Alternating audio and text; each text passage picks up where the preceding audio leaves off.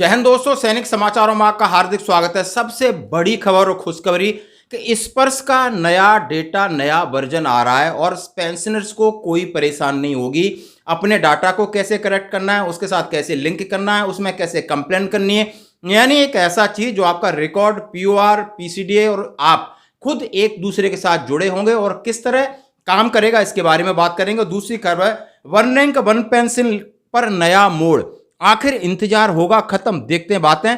और देश में 100 सैनिक स्कूल की मुहिम, जेएसयू एनसीयू होंगे टीचर। खबरें करते विस्तार से। सबसे पहले मैं बात करता हूं, very important message, correction in wrong data in your PPO. यदि आपके पीपीओ में जो डाटा है यानी स्पर्श का जो नया अपडेट है वो क्या कहने वाला है, उसमें कह रहे हैं सबसे पहली शर्त है, यदि आपका, इसमें लिखा है if your PPO is having any mistake या wrong data, please first ensure your data is correctly written या amended in your service record and discharge book. You can not correct any change any data information directly in your PPO if that data is not correctly written your service book.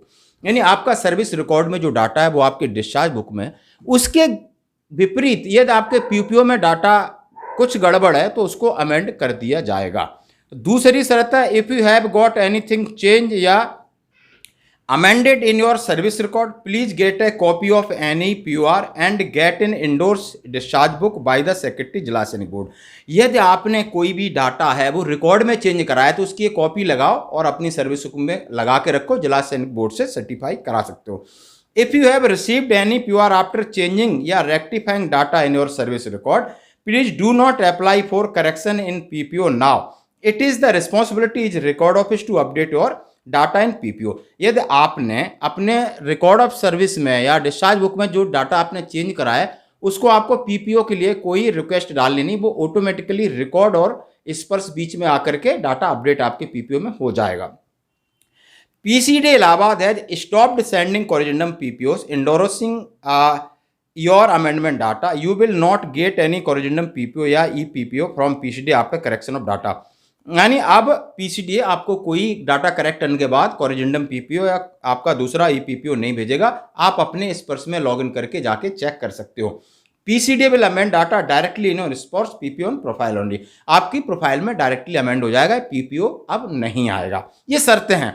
If you have not yet transfer to Sparsh, please wait as every defence pension will be migrate to Sparsh soon. यदि आप अभी तक स्पर्श में migrate नहीं हुए हैं तो इंतजार अब ज़्यादा नहीं होगा, आप जल्दी ही स्पर्श में माइग्रेट हो रहे हैं। इसके लिए आपका जो टेलीफोन नंबर है जो बैंक में है वो अपडेट होना चाहिए था, यानी आपके अकाउंट संबंधी सूचना आपके उस फोन के जरिए आपके एसएमएस पे आती रहेंगी, आप उन्हें देख सकते हो।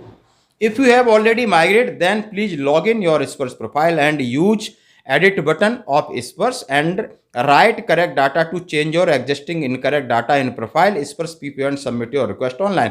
यदि आपका कोई डाटा गड़बड़ है और आप समझ सकते हो कि डायरेक्टली आपने एडिट करना है तो एडिट बटन पे जाइए और उस पर जाकर के अपनी रिक्वेस्ट को सबमिट कर दीजिए।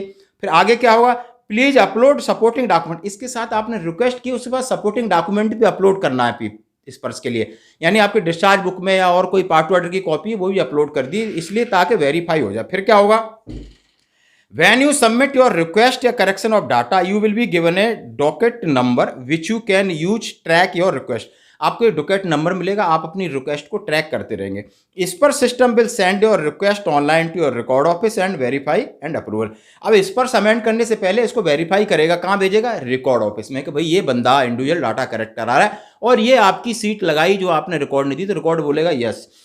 If the data correct which you want to Sparsh PPO is already endorse in service record then record office will approve your request and send back to Sparsh online.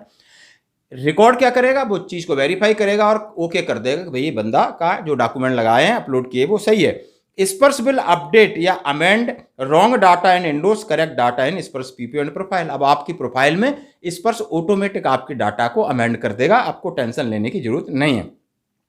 और एसएमएस विल सेंड योर स्पर्श system in your registered mobile number when you job in complete. आपका काम complete हो जाएगा तो वो SMS भेज देगा, भाई आपका काम डन हो गया है। In case data is incorrect, not endorsed service or record, then it will be shown mismatch है, कोई प्रॉब्लम है और रिकॉर्ड में है, तब भी आपको ये सारी चीजें इंटर कर दी। इंटायर प्रोसेस में take a few days, few minute and Sparsh software system is still under upgradation. ये सारी चीज़ें आपको जल्दी ही आपकी सर्विस में शामिल हो जाएंगी, इसलिए आपको अब कोई ज़्यादा परेशान होने की जरूरत नहीं। अब डाटा क्या है आप समझ सकते हो दोस्तों, कि हमारी वाइफ का नाम में प्रॉब्लम है, आधार कार्ड के नंबर में प्रॉब्लम है, किसी की सरनेम में प्रॉब्लम है, बच्चों के डेट ऑफ बर्थ में प्रॉब्लम है, हमारा कुछ कहीं स्टेट में गड़बड़ है, या बहुत सारी चीज़ें इस पर्स में अभी जल्दी डाटा है तो गड़बड़ी है, उसको सुधारने का एक सिस्टम है, आप आराम से इसको सुधार कर सकते हो।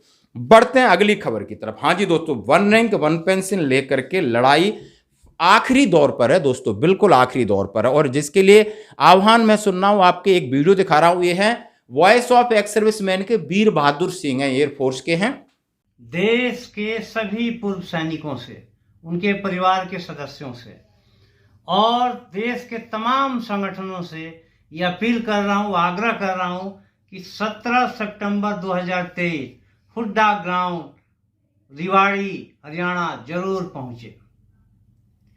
ये महारैली होने जा रही है जहां हरियाणा के तमाम जिलों से, आसपास के राज्यों से भारी संख्या में पूर्व सैनिक उमड़ रहे हैं, लेकिन ये ऑल इंडिया लेवल की रैली है।